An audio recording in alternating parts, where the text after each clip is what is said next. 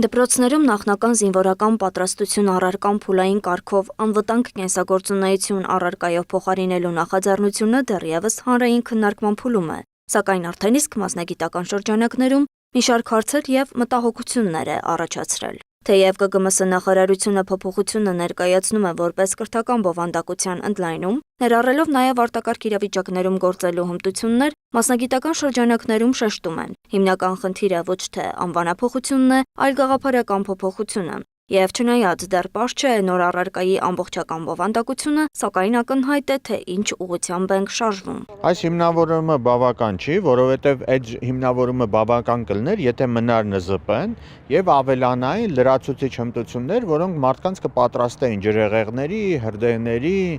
երկրաշարժերի տարբեր ժամանակ, թե ինչպես պետք է պահել եւ անվտանգությունը ապահովել, բայց ոչ դրա փոխարեն։ Դա կլիներ, երբ որ մենք ուղղակի ժամերը ավելացնեինք, բայց ոչ նորից եմ ասում դրա փոխարեն։ Եվ դրա համար պարզ է արդեն ակնհայտ է ընդհանուր քաղաքականությունը դեպի ուր է տանում, անվտանգության մասին խոսելիս ավելի շատ խոսելու են կարծես թե աղետների մասին եւ ոչ պատերազմների մասին։ Ռազմական փորձագետ Կարեն Հովհաննիսյանի գնահատմամբ, եթե նախկինում նախնական զինվորական պատրաստությունը հաճախ ունեցել է ձևական բնույթ եւ բավարար գործնական արդյունք չի ապահովել, ապա ցանկացած նոր մոդելի դեպքում կարևոր է, որ այն զարգացնի աշակերտների հմտությունները, հատկապես զենք զինամթերքի օգտագործման կանոնների տիրապետման առումով։ Տեսականորեն արտակարգ իրավիճակների դեպքում էլ նաև պետք է մարդը տիրապետի զենքի, ասենք մինիմալ կարգու կանոնին եւ կարողանա զենքից ինքը օգտվել արտակարգ իրավիճակներում եւս այդպես պետք է լինի։ Բայց չեմ կարող ասել, թե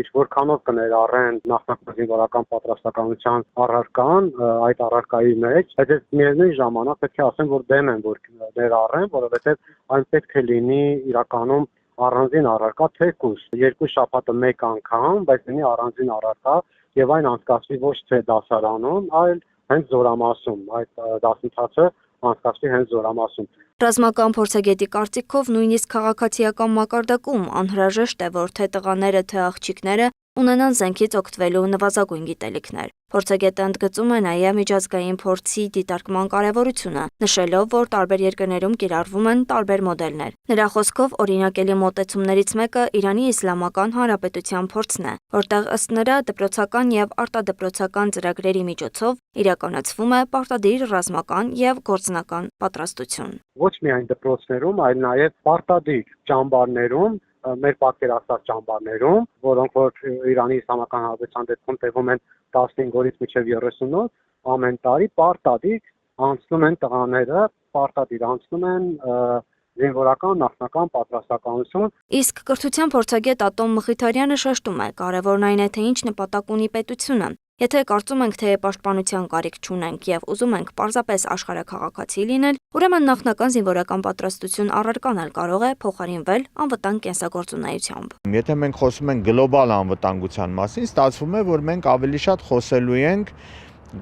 գլոբալիզացիայի, աշխարհաքաղաքականության կամ աշխարհի քաղաքացի լինելու մասին, որտեղ ընդհանրապես զենք կիրառել, սեփական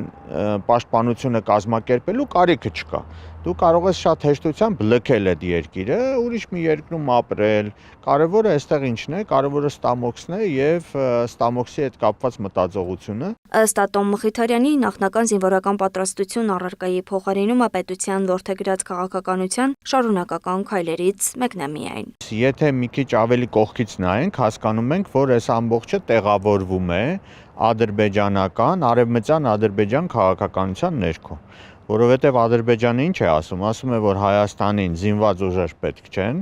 նրան բանակ ընդհանրապես պետք չի եւ մեր